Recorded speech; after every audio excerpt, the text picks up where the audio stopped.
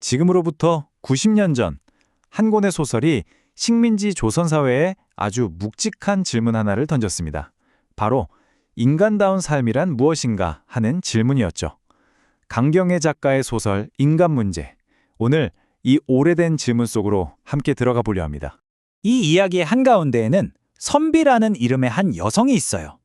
가난한 시골 마을을 벗어나 어떻게든 살아보려고 도시로 왔지만 그녀를 기다리고 있었던 건 희망이 아니라 차가운 공장의 기계 소리뿐이었죠. 선비의 삶은 그냥 한 개인의 슬픈 이야기가 아니에요. 바로 그 시대를 살았던 수많은 여성들의 얼굴이자 목소리 그 자체였습니다. 바로 이 문장이 소설 전체를 관통하는 핵심이라고 할 수 있습니다. 가장 절망적인 착취의 공간에서 역설적이게도 새로운 희망, 즉 각성과 연대가 태어난다는 것. 정말 아이러니하죠? 소설은 바로 이 지점에서부터 시작됩니다. 자, 그럼 첫 번째 파트, 공장에서 온 목소리입니다. 이 거대한 이야기의 중심, 선비라는 한 사람의 삶을 먼저 차근차근 따라가 보겠습니다. 선비의 여정은 단순히 운이 나빴다 이렇게만 볼 수 있는 게 아니에요. 농촌의 낡은 억압을 피해서 도착한 도시에는 자본의 착취라는 더 거대한 벽이 기다리고 있었거든요. 결국 그녀가 겪는 모든 비극은 당시 식민지 여성 노동자라면 누구나 겪어야 했던 구조적인 문제들을 고스란히 보여주는 상징이 됩니다. 그렇다면 선비가 살았던 1930년대 조선은 도대체 어떤 곳이었을까요? 이제 선비 개인의 삶에서 한 발짝 물러나서 그 시대 전체를 한번 넓게 조망해 보겠습니다. 당시 조선 사람들은 정말 거대한 족쇄 두 개에 묶여 있었다고 볼 수 있어요.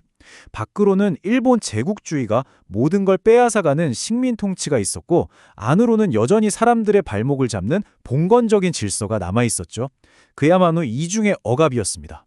그런데 말이죠, 이런 억압의 구조 속에서 특히 여성들이 겪는 고통은 한층 더 깊었습니다.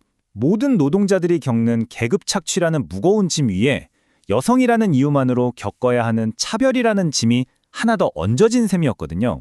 공장에서도, 가정에서도, 어디서도 기댈 곳이 없었던 거죠.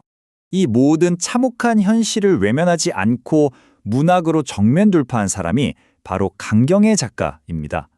그녀는 그냥 책상에 앉아서 상상만으로 글을 쓴 작가가 아니었어요.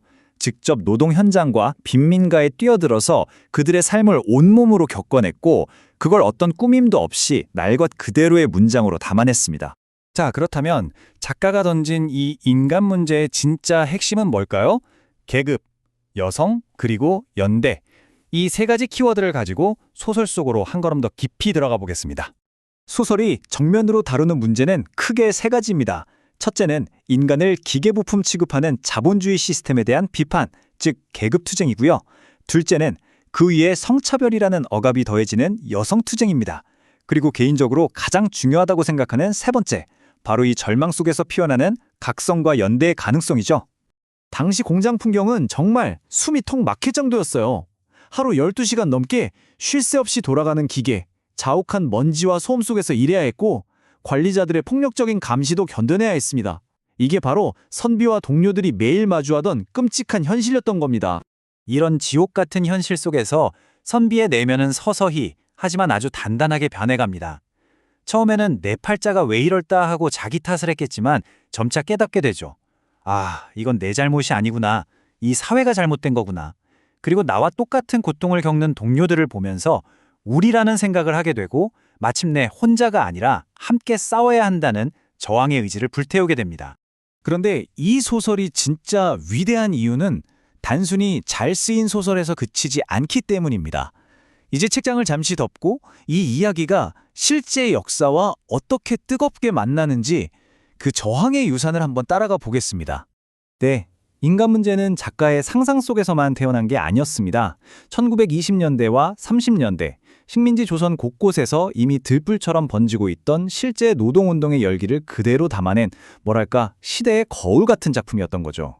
이 저항의 흐름은 한 번도 끊긴 적이 없어요. 보세요. 1931년 강주룡이라는 노동자가 지붕 위에서 외쳤던 그 절규가 3년 뒤 강경애의 소설로 기록되었고요. 그 목소리는 수십 년을 건너뛰어 1970년대 YH 무역 여성 노동자들의 투쟁으로, 그리고 또 2009년 김진숙 활동가가 크레인 위에서 보냈던 그 시간들로 계속해서 이어져 온 겁니다. 정말 대단하지 않나요? 자, 그럼 이제 가장 중요한 질문을 던져봐야겠죠. 90년이나 지난 이 소설을 왜 우리는 지금 여기서 다시 이야기해야 할까요? 이 작품이 오늘날 우리에게 던지는 의미는 과연 뭘까요? 문학사적으로만 봐도 이건 정말 대단한 성취입니다. 당시의 대부분의 지식인들이 민족, 국가 같은 거대 담론에 집중할 때 강경의 작가는 아무도 주목하지 않던 가장 낮은 곳, 바로 여성 노동자의 삶을 이야기의 중심으로 가져왔어요. 그리고 중요한 건 그들을 단순히 불쌍한 피해자가 아니라 스스로 생각하고 깨닫고 저항하는 주체로 세웠다는 점입니다. 이게 바로 혁신이었죠. 이 지점에서 현대 사회과학의 아주 중요한 개념인 교차성을 떠올리면 소설의 가치가 더욱 분명해집니다. 교차성. 말이 좀 어렵죠? 쉽게 말해 이런 거예요. 내가 여성이면서 동시에 노동자일 때 겪는 차별이 그냥 여성차별 더하기 노동자 차별, 이렇게 단순 계산되는 게 아니라 서로 얽히고 설키면서 완전히 새로운 차원의 훨씬 더 복합적인 억압을 만들어낸다는 개념입니다. 정말 소름 돋는 건 바로 이 부분이에요. 우리가 지금 쓰는 이 교차성이라는 용어가 만들어지기도 수십 년 전인 1930년대에 강경의 작가는 이미 소설 속에서 계급과 젠더라는 두 가지 억압이 어떻게 교차하는지를 정확하게 그려내고 있었다는 겁니다. 그야말로 시대를 앞서간 통찰력이죠. 그래서 그런지 인간 문제는 그냥 낡은 책장에 꽂혀 있는 소설이 아니에요. 지금도 계속해서 학자들에 의해 재조명되고 또 연극이나 드라마 같은 새로운 형태로 계속 만들어지고 있습니다. 왜냐하면 노동권, 성평등, 불평등 문제, 이게 다 여전히 우리 사회의 가장 뜨거운 화두잖아요. 소설의 주인공 선비는 결국 비극적인 죽음을 맞이합니다. 하지만 작가는 거기서 이야기를 끝내지 않아요. 한 사람의 희생이 끝이 아니라 남은 동료들 가슴속에 저항의 씨앗을 심는 새로운 시작이 될 수 있다는 것. 이 메시지가 정말 강렬하게 다가옵니다. 어느덧 90년이라는 긴 시간이 흘렀습니다. 이제 마지막 질문은 우리 스스로에게 던져봐야 할 것 같아요. 90년 전 강경의 작가가 그토록 고발했던 그 인간 문제들, 과연 지금 우리의 세상에서는 얼마나 나아졌을까요?